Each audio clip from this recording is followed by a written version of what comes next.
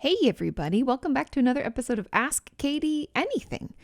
We have 10 questions today and they're all very good as per usual.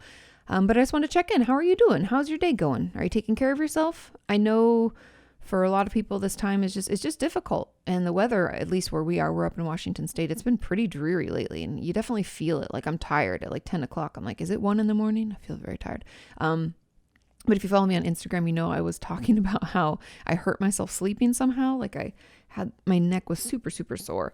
But my mom has this like massager thing that I've been using, and it makes a world of difference. So I think I'm going to purchase myself one because when you're in pain, for any of you who've had pain or chronic pain, I don't know. I mean, hats off to you, because it's like having that sharp pain for 2 days was just a killer. So anyway, I'm doing okay. We're just up here doing our thing.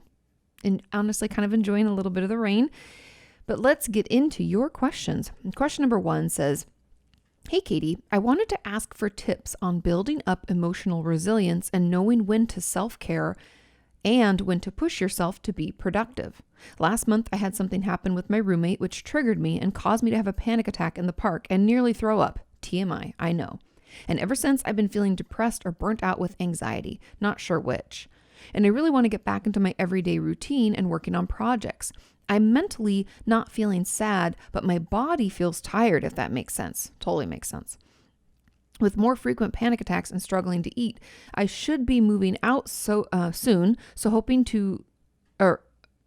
should be moving out soon, so hoping a better environment will also help me with this, as I won't be around the thing that caused it. Thanks." So this is a great question. Going back to the top, the main question is tips on building up emotional resilience and knowing when to kind of take care of yourself versus when to push yourself, right? And that it's going to be different from person to person, but the building up emotional resilience, for those of you who don't know what resilience is, it's really our ability to kind of weather life's storms. So if I have a lot of resilience, even if life gives me a ton of lemons, right, it's just shitting all over me and I'm having a horrible time, I'm able to be okay and manage because I have that built up self-care or coping skills or support system or all of the above. All of those things could be considered me building up my resilience. Does that make sense? I hope so. So the tips for building that up are honestly doing things that make us feel good, making sure we're taking regular breaks, making sure we have the right support, whether that be professional support like a therapist, psychologist, psychiatrist, or group therapy, whatever, as well as like peer support from friends and family and things like that. And also taking care of those basic needs. So, I talk all the time about HALT, hungry, angry, lonely, tired. Those are just some of our basic needs that we need to make sure we're taking care of, as well as I would add in showering regularly, taking our prescribed medication when we're supposed to be taking it, and all of that stuff. Because if we do all of those basic things, we will have the energy and the wherewithal to manage, let's say, someone being rude to us at work or on the road, or, feeling like we got ripped off for something. There's a ton of different things, right, in life that can go wrong, or having a fight with someone that we love. All of that is going to happen because that's life, but we need to be able to have all those other things built up and taking care of those basic needs so that we can handle it. Okay?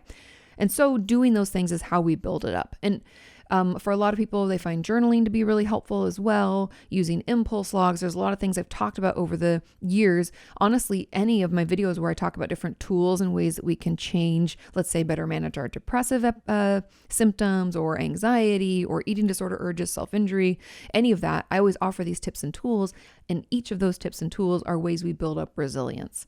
I know we talk about it like it's a coping skill or, a therapeutic technique, but really all of those things just help us become better able to manage what life throws at us.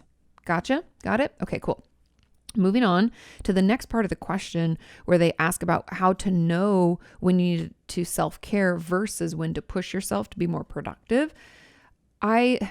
It's going to be a lot of trial and error. There's no like hard and fast rule when it comes to this, but something that I personally will try to, I don't know, I guess it's like the way that I listen to my body and know when I should be pushing myself or when I should just be doing something to take care of myself. The main thing is, if I'm tired, I check in and I try to discern whether that tiredness is because I'm physically tired or emotionally tired. And honestly, both are reasonable reasons for me to take a break. And I will plan in a break and do some of that self-care and then try to push myself. So it's not all or nothing. It's not like a self-care day or a productive day.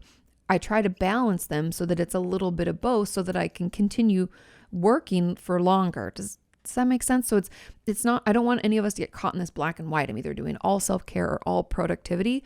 I honestly believe life works best when there's a little bit of a balance. And so for instance, today, like last night, I didn't sleep very well because I had this panel I was supposed to be on today and they'd recorded it last night and I was waiting to hear if they liked how it turned out. I know, way too much information. But either way, I didn't sleep very well because I knew I had to get up early and check that to make sure. And then if they needed me to redo some of my answers, I had to get ready and go into town to film it at the place that has high-speed internet. So all of that kept me up and not sleeping well. So today, guess what?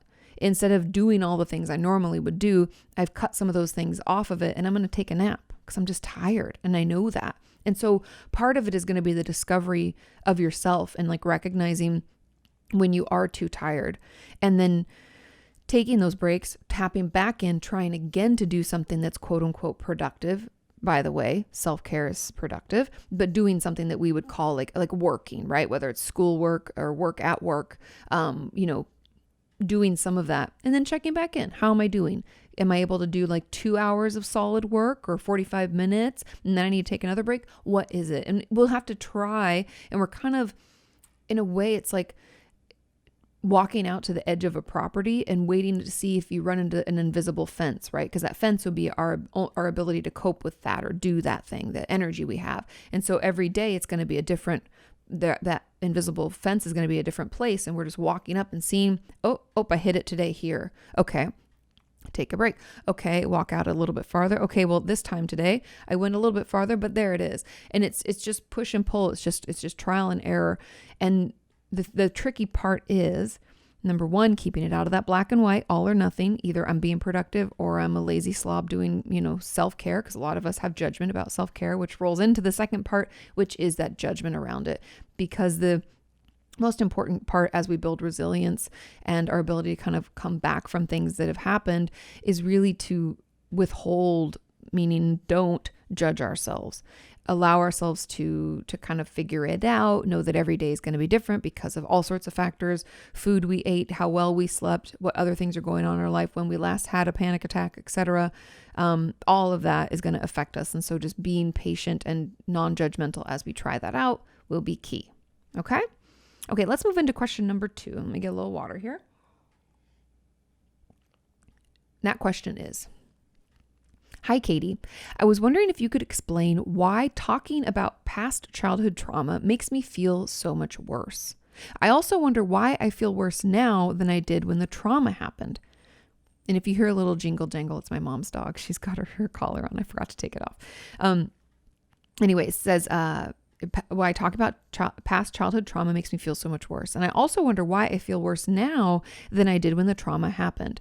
I started talking about a sexual abuse 3 weeks ago, and I just keep feeling worse and worse as time goes on. And I remember other traumas that happened. I find myself getting more agitated and moody, and I feel so guilty about it.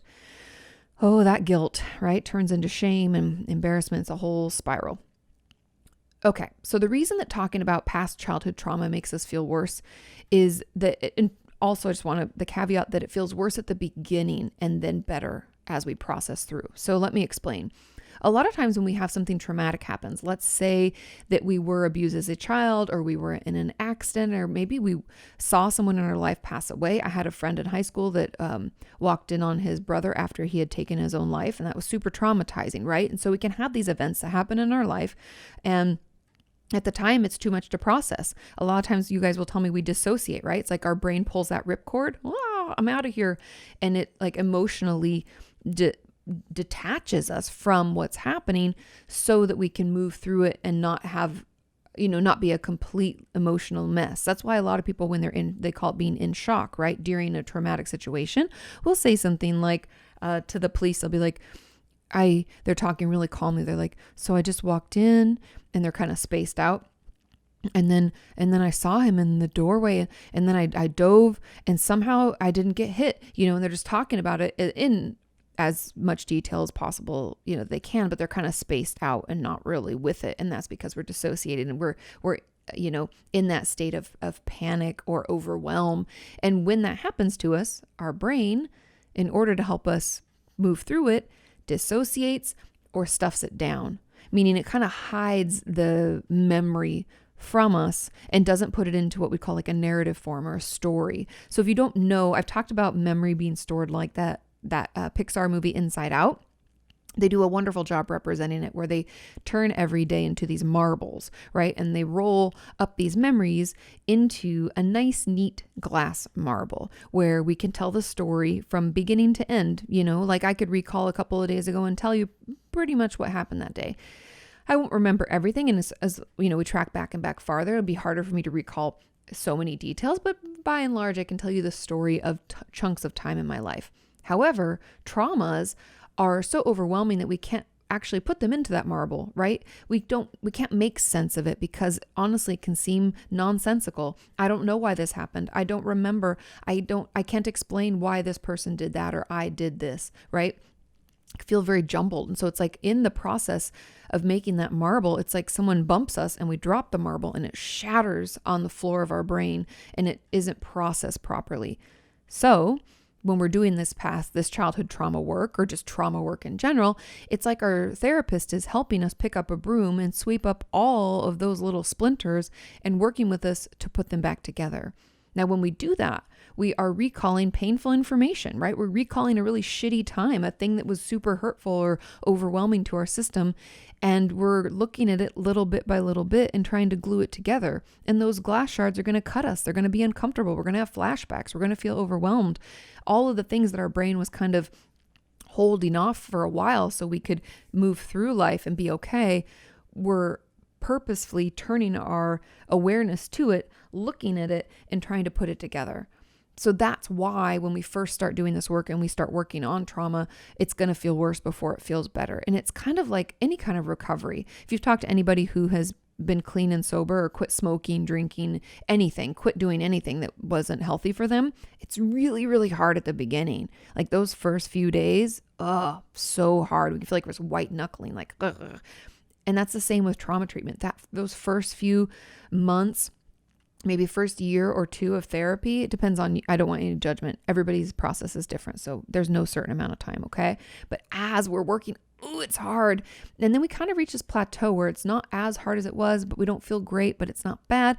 And then we kind of slowly move down into recovery land, where we feel good. We've got our tools. Sure, we have some flashbacks here and there. Things can make us feel bad, but though that is not the norm, usually we feel pretty okay and not so upset by it. It's like it has no emotional charge is how we talk about it. Like you can say things that remind you of that trauma or be around things that used to be triggering, and it doesn't do that for you anymore because you've processed it through and you feel better.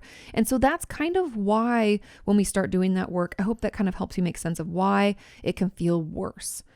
Now, and that's why it can feel worse than when the trauma actually happened, because when the trauma happened, we're in survival mode. Our body can go into fight, flight, freeze. And it honestly is just getting us through. It's not processing. It's not coping. It's just managing and surviving. There's a huge difference between surviving and thriving, right? And we're surviving in that time period. And I think, and there were some comments below about getting agitated and moody. And in this comment, she said, or in this question, I find myself getting more agitated and moody and I feel guilty about it.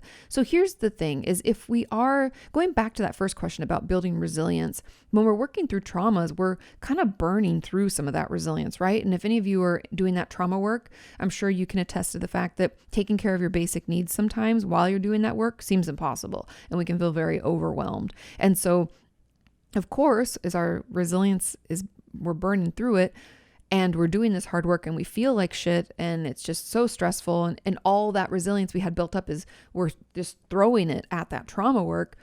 We don't have any for our regular life left anymore. And that means that we can have road rage, right? Someone cuts us off. We're like, fuck you. We want to flip them off, want to honk the horn. We're like, I can't believe it. Where normally we'd be like, ugh, whatever, it's not worth it, right? We'd have that resilience, that ability to like, people, they must be in a hurry, right? We'd have some of that.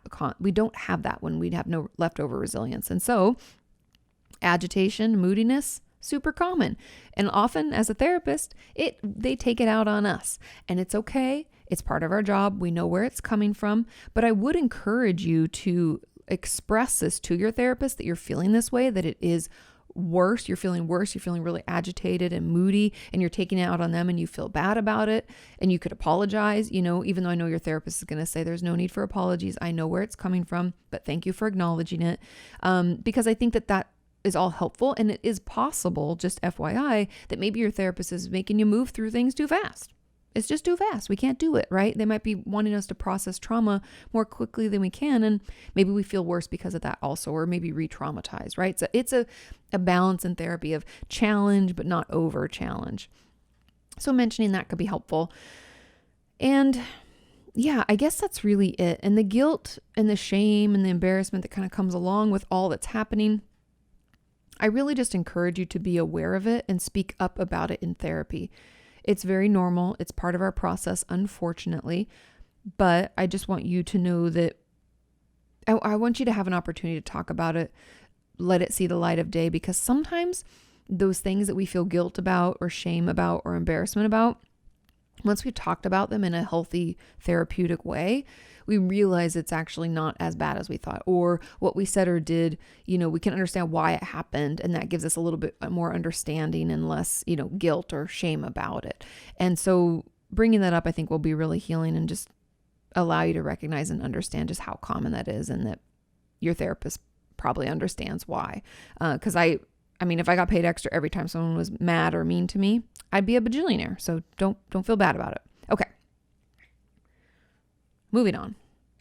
Question number 3 says, "Hi, Katie. How do I stop what-ifing myself to death?" I just love that phrase. What-ifing. How do those of us terrified of people get help? I'd say my anxiety is mostly catastrophic thinking, but everything I'm afraid of keeps actually happening, like my car breaking down, getting stuck in another state due to extreme weather, being run off the road by a cop, being terrorized by other people, and I can't logic myself out of it. I have panic attacks even getting near my front door. I'm even getting to the point where posting questions here or being online at all is so stressful, I probably need to stop. I want to get better. I want to be a functional member of society again, but I don't know how. I posted last week asking what would happen when going to the hospital, but I don't even know if I can get there. Please, any advice or tips or tools I can use to be functional enough to make that 3-hour drive to the hospital will be so appreciated. Thank you. And there was some follow-up question, just one follow-up question in the comments below this. We'll get into that later. But the first part is, how do we stop what-ifing ourselves to death? Now, it can be hard, and I've heard this from a lot of people, because most of the time, I'd say, let's say 70% of the time, what we're worried about isn't going to happen, right? It might even be a greater percentage, but I'm just going to be fair for all you worriers out there and all of us on the anxious spectrum of mental illness, is that it most likely won't happen. And that's why some of the cognitive behavioral therapy, or CBT tools that I've offered in the past, are things like play it out to the end, meaning, okay, so this is the worst case scenario. What would happen? Play that out. Tell me how that would work and what would take place all the way through. And usually when we play it out, we realize either A, how unlikely it is that will actually happen, or B, that it's not really that bad and we'd be okay, right? But we'll play it out to the end, the worst case, the best case, and then what's the most likely case. And that can help. We can also check our facts, right? We can look at situations, like you said, car breaking down. Okay, my fact checking, second guessing, kind of pushing back against that what if and worry thought is, how often has this happened? Sure, life isn't perfect and we all have bad situations. Sean and I drove up to Washington and we're stuck in horrible weather in Portland. So the last about 2 hours of our drive were pretty scary and rough. But, in a 16-hour drive, 2 hours, it really wasn't that bad. And how often has that happened to us? That's the first time. And so I'd be curious, like, okay, your car broke down. How often does that happen? Okay, you got stuck in another state due to extreme weather. Is this the first time that's happened? Is there a possibility that could happen again? Like, be honest. You can think about it. It's okay to ask those questions and be curious about it. I'm curious about it. So think about it. Let yourself contemplate how common, how frequently these, bad things, these catastrophic events occur. Because what our anxiety and worry thoughts do is they take one example and they spin it and whip it into a frenzy and apply it to everything. So they're like, okay, these worry thoughts that told us that, it wasn't safe to drive on the road, let's say, and our car is not reliable. Okay, we have these worry thoughts. I'm going to break down and break down. Well, 99 times we didn't break down, but that one time we did, our brain, if you didn't know, is wired to seek out threat. Well, what's threatening? Not those 99 times that our car worked and we got to and from wherever we needed to get. That one time that it broke down, that's scary. Hate that. That's a threat. And so our brain focuses on that. It hones in and it spins it and turns it and thinks about only it. It's the same reason that, I can read 100 nice comments, but I read one mean comment and I'm like hurt by it, right? It's a threat. And so just recognizing that and actually checking the facts, not if that thing has happened, right? We're not what-ifing. We're not saying, it did happen that one time. I'm curious how many other times it didn't. Let's change that perspective from it did happen to how many times did it not? And just pushing back. I think a lot of that fact checking and playing it out. And also, even though these shitty things did happen, I always, my therapist used to say this to me all the time. She'd say, well, have you worked through something like this in the past? Did it kill you then? Did it ruin your life then? My answer is always, well, no, it didn't. I guess I was survived. And she's like, yeah, life's got your back, Katie. Relax. Essentially, don't let your worry thoughts run your life, right? Because we do that. I do that sometimes. So checking in. And it sounds like you kind of know that a little bit. Like you said, I can't logic myself out of it, but that's kind of a thinking trap when we try to be like super analytical or super logical about something, is that if we have one thing that disproves that, then we're like, our whole theory doesn't work. And so kind of the logical thinking can also feed into that black and white thinking, which is another thinking trap. And so what my answer, without getting too much, like I'm already in the weeds, but I don't want to stay there too much longer. The real answer is, in order to stop what-ifing yourself to death, we're going to have to consider things from the other perspective. Instead of focusing on the one thing that went wrong, I want you to tell me about the things that went right. I want you to play things out. I want you to check the facts. Not has this happened before, but how many times has this happened, and what's the likelihood of it happening if we run those odds? Do some thinking about that. See what you come up with. I think that you will find challenging those worry thoughts or those what ifs, you'll come out feeling a little less stressed, hopefully, right? Fingers crossed. So that's just some of my ideas about how to manage that. And then the follow-up, okay, well, want to get better. Oh yeah. And then, tools that I can use to be functional enough to make it the 3-hour drive to the hospital will be so appreciated. When we actually, I would encourage you, before you make that trip and do that thing, to start building up to it. Find some things that calm your system down. Is that talking to a good friend? Is that doing that full body shake I've been talking about since COVID hit? Is it journaling? Is it listening to calming music? Is it seeing my therapist or having a phone call with my therapist? Like what are things that help you feel better? Is it wearing a weighted blanket or weighted vest, taking a nap, hot showers? We want to have a bunch of different resources we can do, because we want to calm our system down before we then start imagining ourselves going on that 3-hour drive, or calling the hospital and setting that up so that they know we're coming, and then maybe getting in our car, driving out like we're going to go on the highway, and then coming back, calming down. We have to do those kinds of steps as we build up to the actual scary or stressful thing. Be patient with yourself, but we have to have those resources to calm our system down as we do it. And that's how we'll get through it. Okay. And maybe bringing a support person, if you can, would be really, really great. Now, there was a follow-up question in the comments that said, what if there are minors that want to go to a therapist, but their guardians or parents aren't allowing them? Depending on your state, you can be, I think the youngest is 12, but you'd have to look into your own state laws and regulations. But I believe in California, you have to be 12 or 13 years of age. And I don't know off the top of my head, you guys, because I don't see children. If those of you know, I see adults in my private practice. Every once in a blue moon, I'll see like a 17-year-old or a 16-year-old. I think that's the youngest I've seen in my private practice. So you have to be, I think it's 12 or 13, and you have to have a reason for not including your parents. Like case in point for this question is they won't allow me to go. So they don't want to participate. Okay. So you have a reason to not include them. Whatever cost is affiliated with the therapy you're able to afford yourself. You don't have to, steal or, have your parents be involved that way or whatever. So there's that. And then you just have to be able to emotionally engage in therapy, meaning just participate. Are you able to show up and talk about things bugging you and all of that, which I would assume you are. And so even if you are a minor, you can go to therapy without your parental consent. But if a therapist is going to ask you a couple of those questions, make sure everything's okay.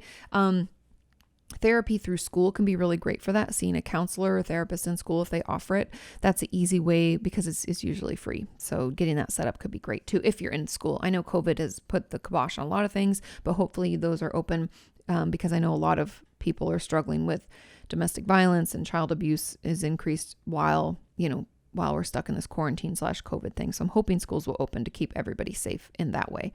Okay. I hope that helps. Let's move on to question number 4. Question 4 says, "Hey, Katie, how many therapy sessions are needed to start feeling better?" Good question. I've had 12. One about every 2 weeks. So far, the only change is getting very nervous before each session and frustrated after, and can feel that up to a few days after. The frustration is from not feeling like I'm getting better and not being able to say much in session or feeling like we didn't really get anywhere. Also, for context, I've been told that I have social anxiety and depression. I was going to ask about the anxiety because getting really nervous before session could be part of that.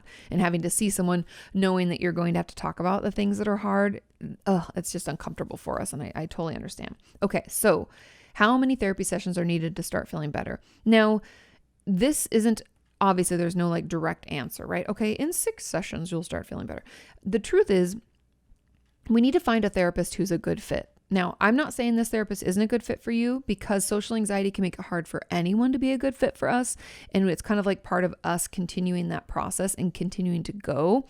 You'll find your anxiety kind of slowly goes down.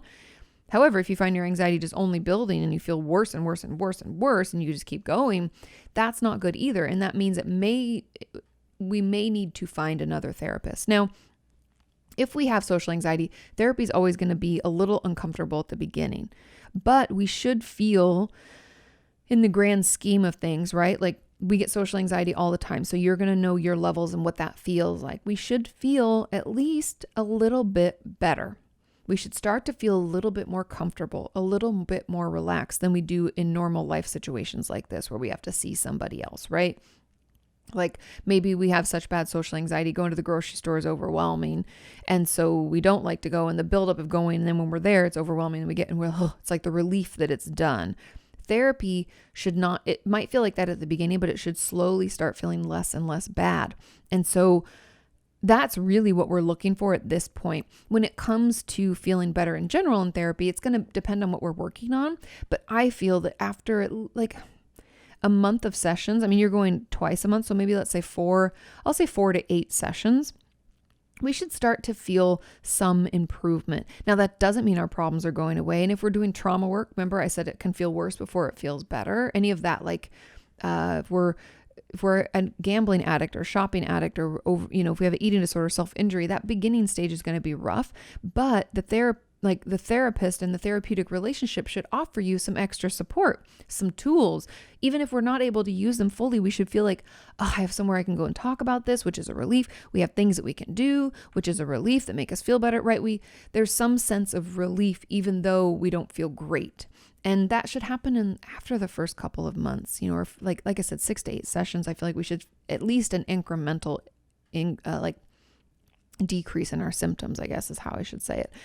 So I hope that gives you some kind of idea. And if we find that therapy is just not making us feel any better, we're not able to open up. I know some people in the comments mentioned how, they just feel frustrated because therapy passes and they haven't even said anything and they haven't even got through anything. And one of them even said their therapist ended the session earlier than usual because there was nothing to talk about.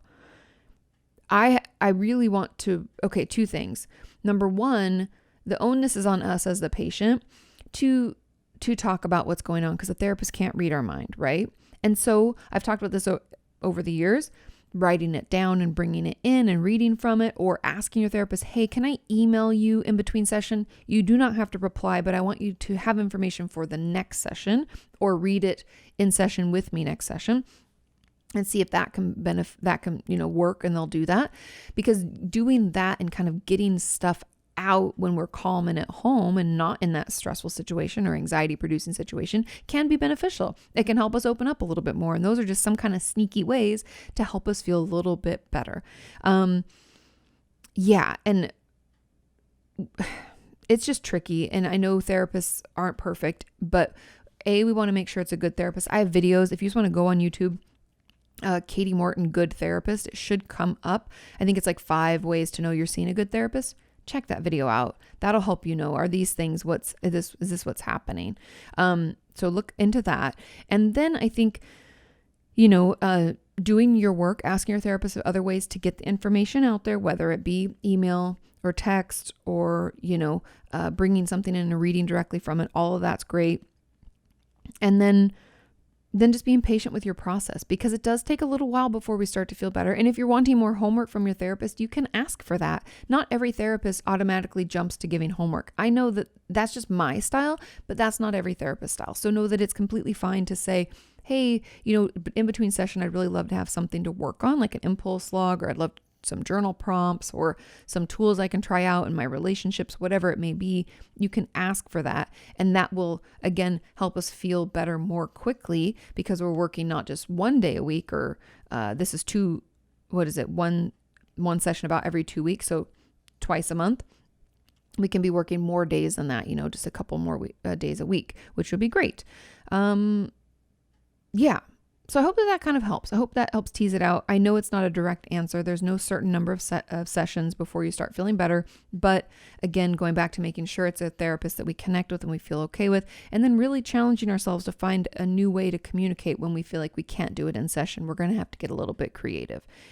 And I hope that helps, but keep me posted. Okay? Moving on to question number 5.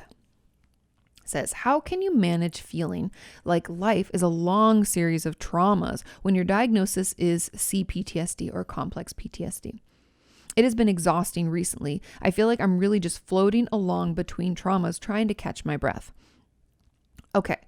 So, and there was a follow-up question in the comments below this that I'll get into in a second. So, how do you manage feeling like life is a long series of traumas when your diagnosis is complex PTSD? In all truth, doing that work in therapy, that trauma work, to not only place your traumas into a story form. Remember, I've talked about narrative, and that helps us form healthy memories instead of them being shattered on the floor.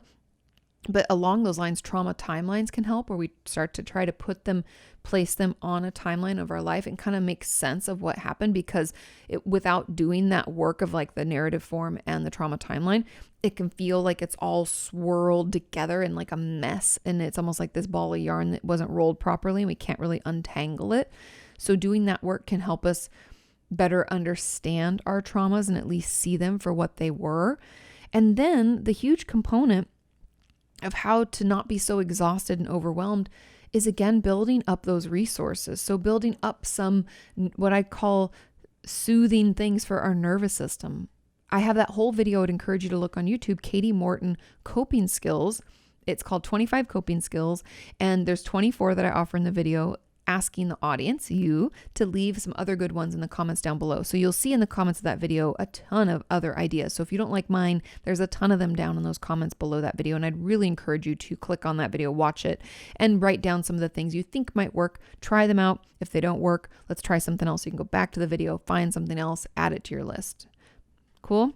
So give that a go, because along with the shaking it out and the going for walks and stretching and showering and journaling and impulse logs and all sorts of things, we're going to need all of that to get us through, so we feel okay, so our nervous system's calm down, so we can keep doing the trauma work. And that's the hardest part. That's why it's so exhausting. That's why it feels like we're kind of floating in between traumas. Almost like we're caught in like a storm in the ocean and we can't really catch our breath.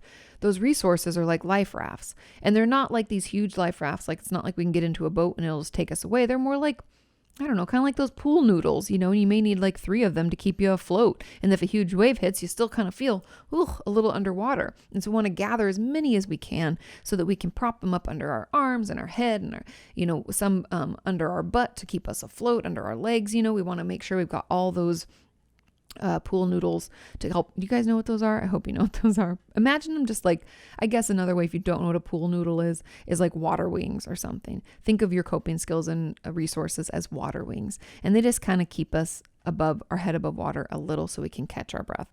Then those resources will be really key.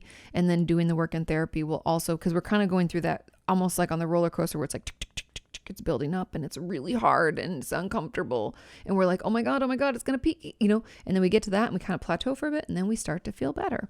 So give yourself, that extra support and understanding during this tough time.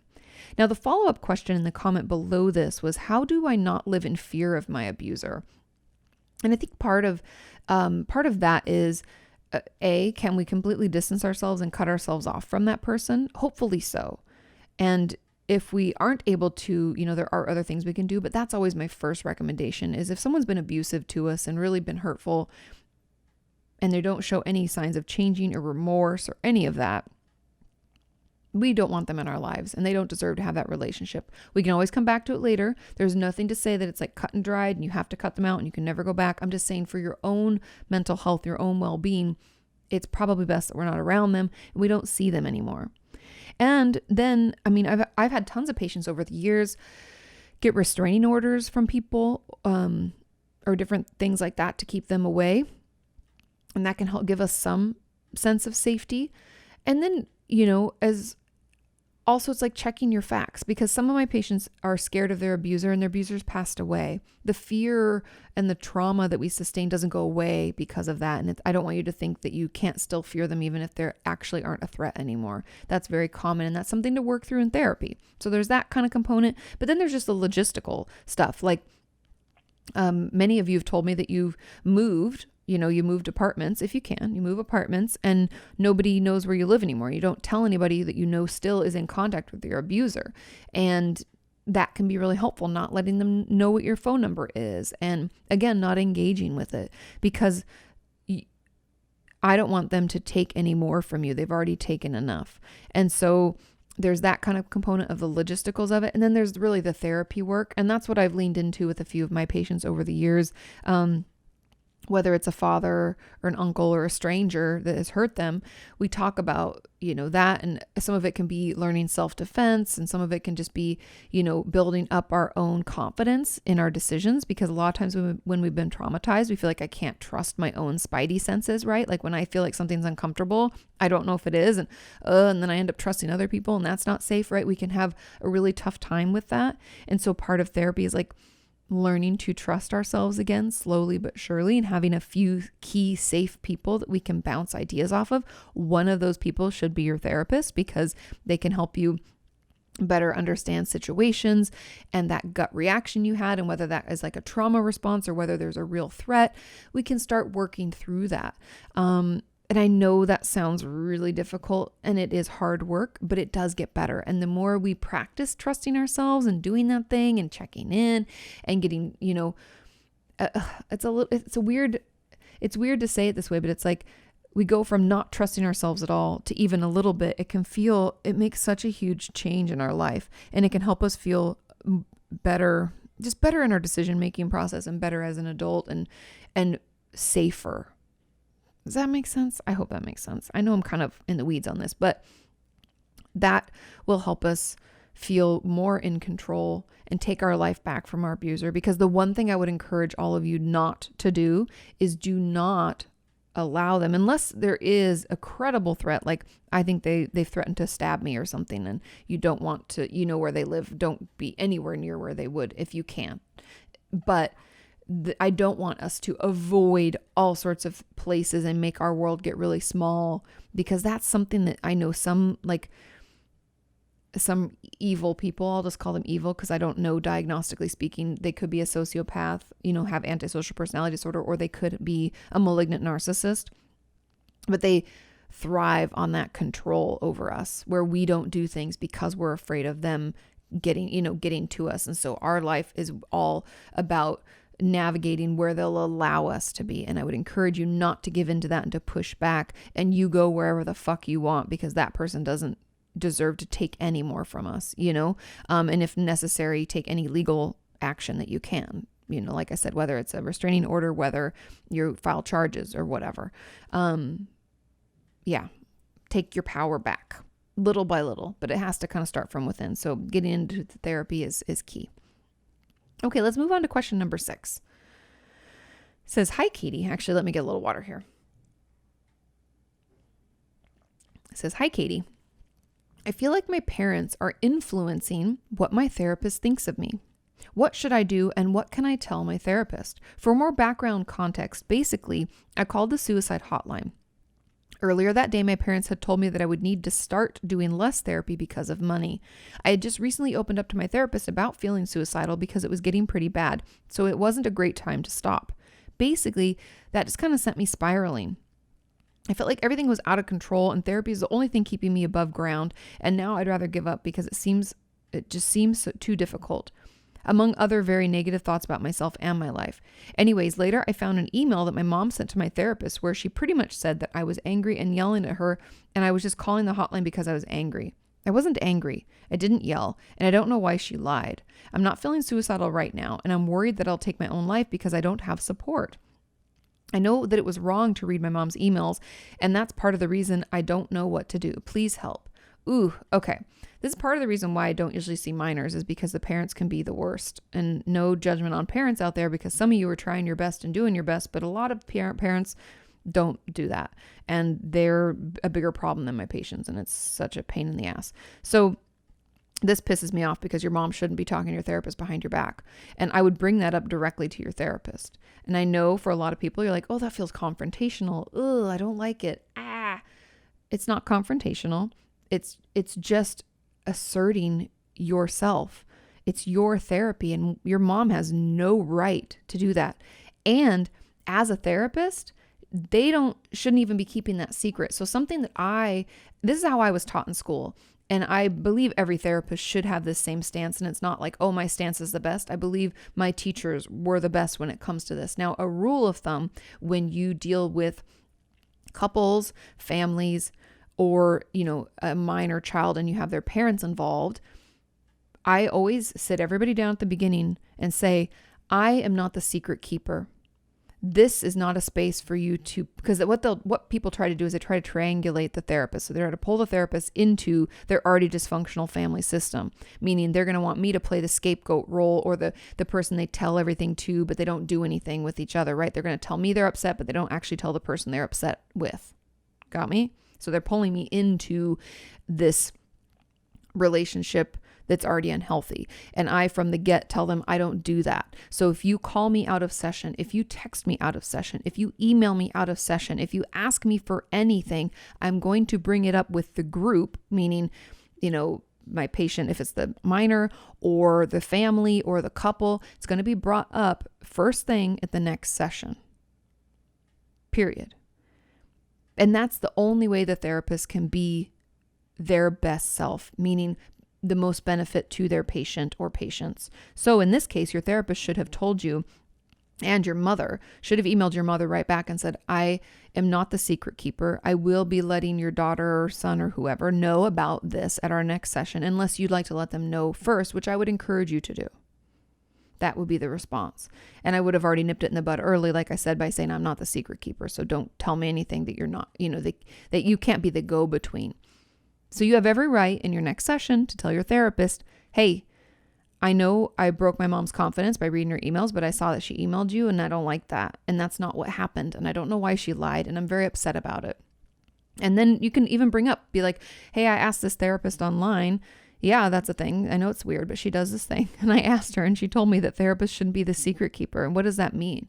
You can ask her. She should be able to tell you, because that's not right. And it's not a good situation for your therapist to be in, where she's in between you and your mom and your relationship and being pulled into the dysfunction of it. And so anyway, so that's my pushback there. That's not okay. And you have every right to be upset, but please bring it up with your therapist and give your therapist the chance to make it right. Because sometimes therapists just don't reply to emails, and she maybe didn't even believe your mom and doesn't, just does not respond to that. I don't know.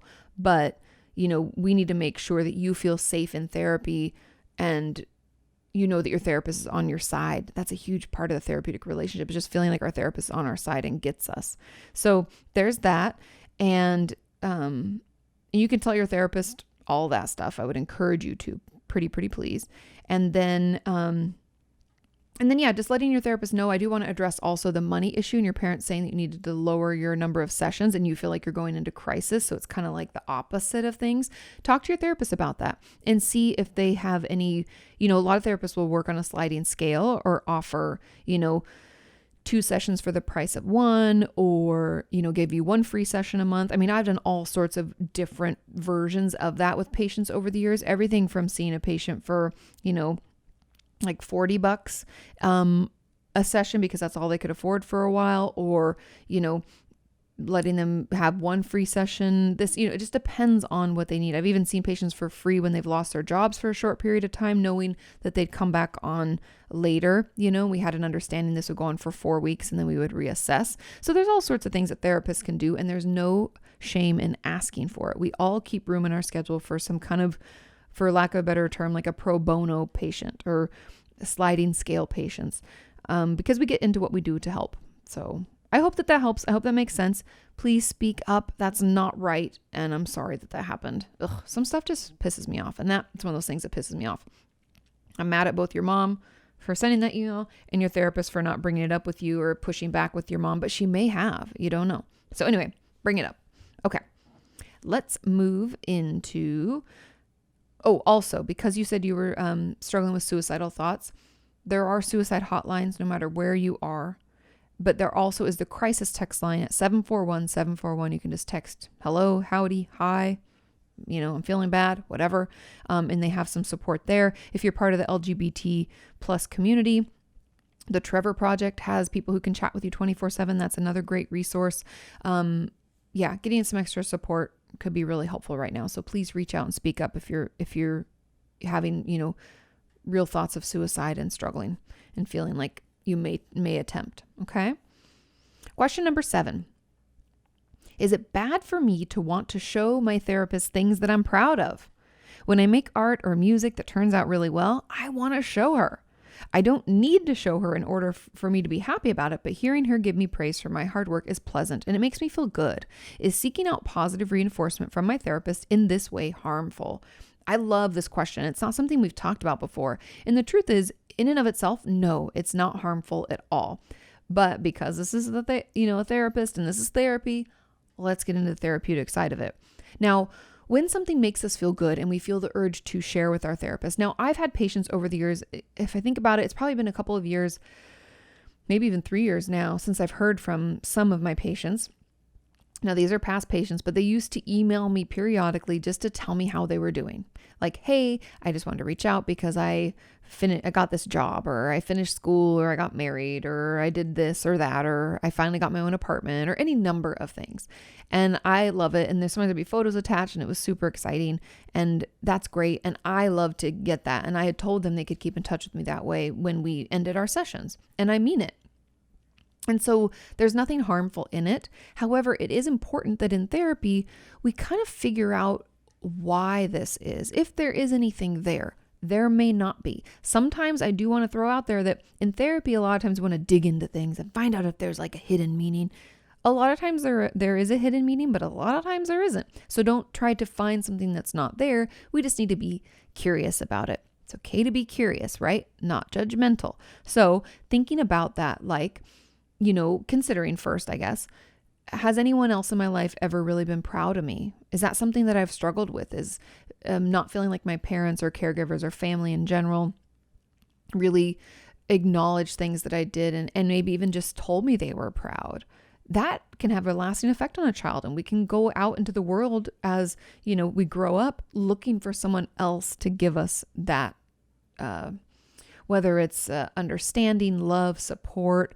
But we need to know that other people see us and recognize our successes. It's just part of human nature. There's no shame in that. We all need that kind of attention and affection. And so wanting someone to say, I'm proud of you, or you did a good job, or just any kind of acknowledgement and validation for what we're doing is important, and we all need it. So thinking if you've received that from someone else in the past or not could be helpful in uncovering this. And then considering your relationship with your therapist and the attachment that you have with them. Like, what does it look like? And is it something that you've struggled with? And is fear of abandonment an issue that you've dealt with in the past? Or is it just like you feel like they're part of your team and your family and you just want them to be a part of it and you want them to know? Think about it. Be curious about it. Not judgmental, just curious, right? And so I think that, again, praise is something we all need, but we just want to make sure it's coming from a healthy place for us. And we're not trying to like fill that void from maybe a shitty parent or emotionally unavailable mom or dad or whatever with our therapist. We want to make sure that we are okay on our own. And this is just extra. And because there's nothing wrong, again, there's nothing wrong with wanting and needing praise. It's part of the human condition. We just have to figure out where it's coming from so that we make sure it's not like we're not perpetuating a past issue or upset. Does that make sense? I hope that makes sense. Okay. Moving on to question number 8. It says, hi, Katie. Many times I think when I get fully better, I'll start my quote unquote real life. Oh my God, I've heard that so many times from my patients. I'll maybe go back to school, start dating, etc. But why can't I do it now? You can. How does one learn to manage one's life while their mental health is still a work in progress? I'm in between therapy and all. I hope this is clear. And somebody else left a comment below, said legit. And how are so many people able to manage when I can't? I see people in online groups who are able to date and have significant others. And it's like, how? How are you managing this? Please teach me your ways. I loved your guys' comments on this. It kind of cracked me up because it can feel that way, right? Because we're all so different. And first of all, there is nothing wrong with waiting to date or make big changes in our life until we feel better. Everyone's level of resilience, remember back at the first question, I talked about how resilience is our ability to weather life storms and be okay. Everyone's level of, that was hard to say. Everyone's level of resilience is going to be different. So some people have this huge fucking stockpile that they're pulling out of and they're able to maintain other relationships while working through their ish. Or some people are able to compartmentalize better than others. That's again part of that resilience. We're able to put that work in a bubble. Oh, I can be really successful at work while my home life is like in shambles, but that's okay. I can do that. I can manage, right? Everyone is different. Looking out at someone else's experience and then comparing that to ourselves is never going to help us feel better, and it's never going to be a healthy thing. I know it's so hard not to do, but I just want you to know that it's never beneficial for us to compare ourselves to other people. One of my favorite quotes from, and I forget who it is, but it's comparison is the thief of joy. And just think about that, because it really is. Any of the strides that you're making in your life, any of the tools that you've used or the boundaries you've set, the self-care that you have taken the time to put in place is being lost on this because we're looking out at other people thinking, maybe I should be doing that. Why can't I do as well as they are doing or whatever? So just consider that. And then the main question about like, well, why can't I do it now? You can do it now. It's all up to what feels okay for you. We don't need to wait until we're fully better to start a life or to date or to do whatever. I know I've talked about this in the past. When it comes to dating, I believe that we should be putting effort into ourselves and being cautious in relationships, because if we're not cautious, sometimes if we come from like, let's say abuses in our background, we can find ourselves in another abusive relationship because there's just something about that person that's so attractive. I don't know why. It's like a tractor beam. It's because it's something we're comfortable with, something we're used to. And sometimes those two things aren't healthy for us. And I know that's hard, but I've had plenty of patients get into serious relationships with alcoholics when their father was an alcoholic or their mother was an alcoholic, or again, the abusive relationships. Or it could just be some of that dysfunction where it's like, oh, I always hated the way that my mom spoke to my dad or vice versa or whatever, right? My parents, the way they talk to each other. But then I found myself in the exact same relationship. For better, for worse, when we grow up in a certain situation, it becomes very normal and we seek out normalcy and comfort. There's some kind of to that right? For some reason, feel like a tractor beam. Like it's just so attractive and we don't know why. That's why. And so just being cautious and cognizant of that is key. But there's nothing wrong with dating as long as we're working on ourselves and holding ourselves responsible to our own actions. That's it. That's it. So there's no need to wait until you're fully better. Also, what is the definition of fully better? I would be curious about that. And you can start, you can start your life now. There's no need waiting. Life's already too short, right? And it says, how does one learn to manage, your life while their mental health is still a work in progress? Again, it's that resiliency, it's those resources, it's feeling like you have the coping skills that you need to get you through, but it's okay if you don't. It's okay if you already feel overwhelmed. Again, everyone is going to be different. And so I really feel like talk to your therapist about it. Maybe take a small step towards something, like maybe take one class, get yourself going with some of your resources, some of your tools. Then let's maybe for fall I'm like, what is it now? It's March or it's February. So it's February, very end of February, almost beginning of March. So if we are wanting to start school, maybe we try to take one class in the summer. Now that gives us time to prepare. That gives us time to get ready for it and then see how it goes, knowing that we can always withdraw. We can always, add another class if it's too easy, but we can just tiptoe into it and start and try and then see how we do.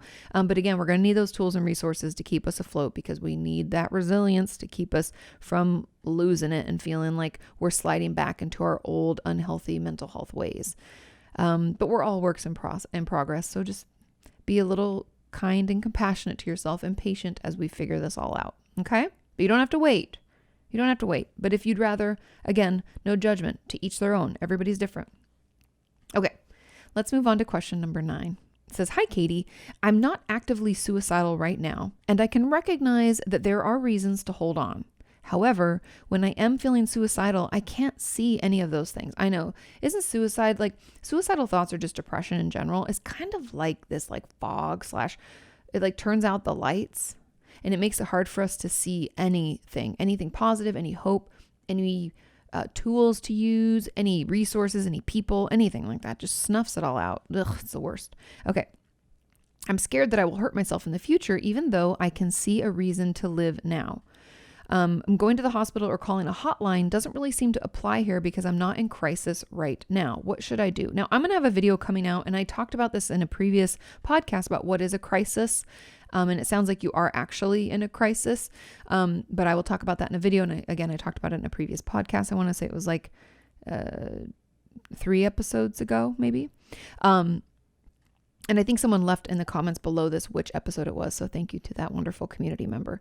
Okay, so I have a video that I want you to check out, and it's called Suicide Safety Plan. And I think if you just go onto YouTube and put in Katie Morton Safety Plan or Katie Morton Suicide Safety Plan, it will pop up, and I walk you through how to put one of these together. Now, I know I go into more detail there, but roughly what a suicide safety plan is a plan that we put in place when we're not actively suicidal, meaning I'm going to do it when I feel okay, right? You don't have to wait till you feel great, but we don't want to do it when we're in crisis because, like you said, I can't see any of those things and it doesn't work for me. So we take that information that some things I can't see and it's not going to work. So what tools and things can we put in place to help us? Okay. So if we find ourselves having suicidal thoughts, what is it an impulse log that we want to do? Do we want to journal? Is it good if we go for a walk? Do we call a friend? These are things you're going to write down. I want you to have at least, I like to have 3 to 5 things you can do during the day and 3 to 5 things you can do during the night, because we know sometimes nighttime is the worst time. It's not the right time. It's the worst time.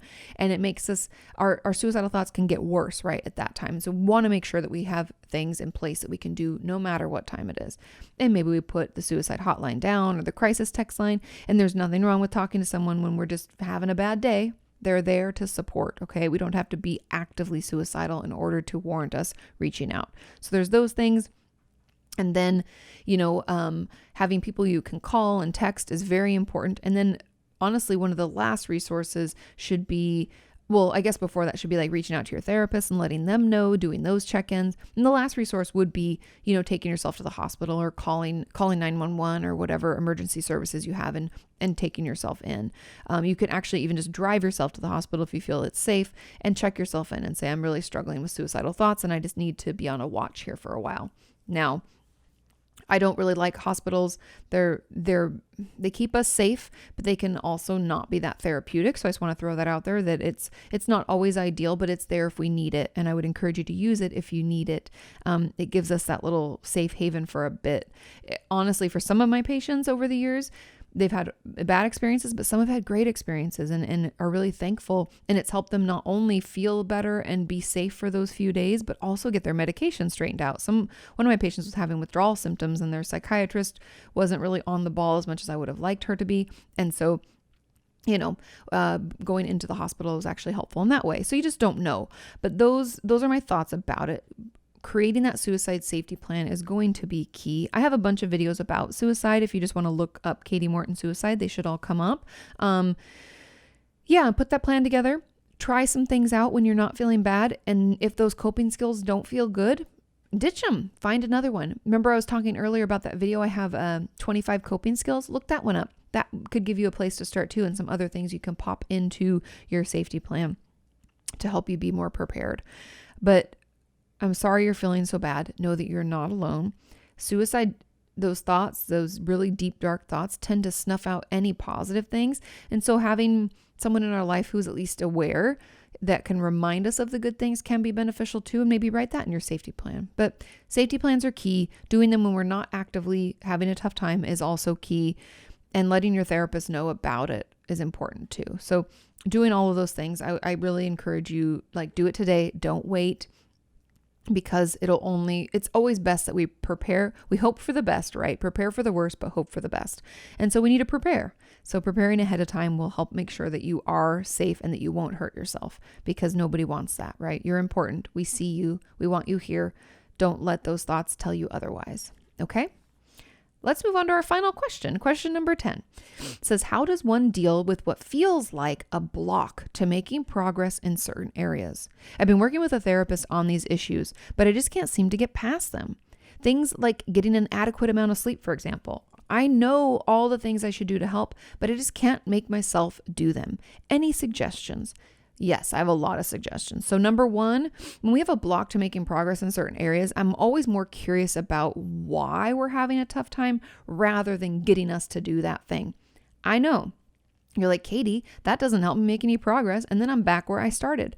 No, there's something in the way. And instead of just trying to bulldoze our way through it, what if we creatively try to figure out, is there another way around it? Maybe our block has more to do with the way our therapist asked than the actual thing. Or maybe what doing this thing reminds us of is some abuse in our past or some pain that we haven't fully processed. Maybe that's it. Maybe our resilience is so low that we can't do anything right now. We're so exhausted. So we need to build that up first. Maybe that's it. Being a little bit curious about it instead of judging ourselves like, oh, I'm not making any progress. I'm so stupid. This is so worthless. I'm not using this time properly. My therapist probably hates me. Like all those, automatic negative thoughts that we have. Instead of allowing that to take place, let's just be curious about it. What are those certain areas? Why is it that those are so difficult? What is it that pops into your head when you consider doing the thing or working on an issue? What is it that stops you in your tracks? Let's be curious about that. Be a detective, right? Find the evidence. And getting an amount. Okay, so that's the main core to it. Because then it says things like getting an adequate amount of sleep, for example. I know all the things I should do to help, but I just can't make myself do any of them. Okay, let's break things down into smaller bits. For instance, instead of feeling like, oh, I need to go to sleep early, I need to get at least X number of hours, it's very black and white. It's very in and out, all nothing. Instead, I want you to say, hey, could I go to bed 10 minutes earlier? 10 minutes isn't that much. Or when I think about it, maybe I could get ready for bed just a little bit earlier and lay in bed and know that I don't have to try to fall asleep really quick, but I should I want to try to get into bed a little early, right? Make them smaller. Make your goals smaller. It shouldn't be get enough sleep. It should be consider going to bed a little bit earlier and see how that feels. And let me just try it 2 days this week, see what happens, right? Making it a little bit more flexible. I also really love to done lists. I talked about this years ago with Hannah Hart on my channel. That was like, I don't even know, eons ago, feels like 4 years ago. Maybe 5, where to done lists can help you feel really motivated. These are things like I got up, I showered, I ate, I drank water, I called a friend, I saw my therapist. It can be any number of things that we know we're going to do that day. Write those things down, put a little box, and then when you've done them, check them off. Or when you start your day and you finally get to where you're getting to, maybe it's your living room, maybe it's the office, you can be like, I got up, check, you write it down, check it off. I ate breakfast, check, you can write it down and check it off. I got dressed, all these things. Write down things that you've done, because instead we keep focusing on things that we haven't gotten done. Let's try to shift that into the things that we have gotten done. And then another small thing about making progress is like making sure, again, that there are small, tangible goals that you can accomplish in a day, and then some you can accomplish in a week, right? Different sizes of goals, and making sure that these lists of things that you're working on aren't longer than 7 things. Now I know you're like, Katie, it's like one thing in therapy, but as we break this down into smaller steps, you're going to find that one thing actually is maybe like 20 steps or 10 steps. And so just make sure that you're not setting yourself up for failure, being like, well, I should be able to do all of those these week. No. Let's break it down into maybe like 3 things this week and see how we do, right? Again, making it just more manageable, because the thing that we do know is as you're able to check things off of those lists, you feel more motivated and are more likely, I forget the percentage, but it was a huge increase. You're more likely to go back the next day and do it again. That's why that all or nothing black and white thinking mentality just never works for us. It's kind of the reason that diets don't work. Also, I hate diets and they're not very healthy for you, but that all or nothing in and out judgmental way doesn't really lead us to feeling better. But if we take our time, make small and manageable steps, we're curious about why this roadblock is here, because a lot of my therapy process with my patients is just talking about why they can't talk about things, like figuring that out. Why is that so triggering? We're trying to dig into the reasons behind it, because there is a reason. You're not making it up. It's hard for a reason. We just had to figure out what that reason is, and being curious, not judgmental about it will go a long way. And then we can, have these little small, more achievable goals, and we can feel more almost, it was just a blah, blah, blah, blah. Sometimes, you guys, my lips just don't keep up with my mouth or my brain. Jesus, Katie. But what I was going to say is if we break them into those more small, achievable steps, keeps us motivated, keeps us feeling our best, so that we can continue working towards a healthy mind and a healthy body. Remember when I used to finish all the videos that way? Those were the good old days. That was fun. I was talking to somebody the other day about missing like our You Now live streams, how we used to do those. It's just, there's so much to do all the time. It feels like it's hard to make time to live stream. Like I think I was doing I don't know, you guys, like 3-5 days a week. Oh, a ton. It felt like a lot. I don't even know, 2 days a week, something. But I am going to, in the future, Sean and I are actually just right now trying to figure out better ways to manage our time so that we can do some of those things more regularly. Like maybe it's like a monthly live stream on YouTube. I know I do them on Patreon, and that's what I've been putting my effort behind. But I know that a lot of you can't afford Patreon, and I understand that. And so trying to find ways to maximize my time so that I can offer more things. And I have been trying to do like more TikToks and all that good stuff. But yeah, trying to do all that and trying to think about it. So stay tuned for that. Make sure your notifications are turned on so that you know when I do go live, but I'll usually let you guys know ahead of time. And I have a feeling we'll make that shift here in the next like month or so. So bear with me as we figure it out. But thank you for sending in all of your wonderful questions as per usual. Very on point, very helpful. You all are the best. I also love to read your comments as you talk back and forth to one another, offering your own insights. It's so great. You guys are the best. Have a wonderful, wonderful week. And again, if you're first time for this episode, sorry I didn't say it earlier. If you're new, welcome. Please leave reviews on Apple Podcasts or Spotify or wherever you listen to podcasts where you can review them. Also, if you're wondering where I get the questions, I ask them on Mondays on my the Opinions That Don't Matter podcast, or it's a YouTube channel, but it's where my podcasts live. If you're already watching this on YouTube, you're already there. You just have to go back into the channel that this came from, go to the community tab on Mondays, I ask for your questions. Now, I forgot this week. I was a little bit late, but I'm going to schedule a few of them so that I don't forget, because sometimes I forget. So we should be back on board with that. Yes, so that's where I pull them. I pull the ones with the most thumbs ups. I do my best to find those ones. Sometimes I can't find them all, and I'm sorry if I missed yours. Feel free to ask it again. But yeah, have a wonderful week, you guys. I will see you next time. Bye. You can ask her why breakups suck or why you've hit a plateau. Inquire all those questions you've always wanted to know.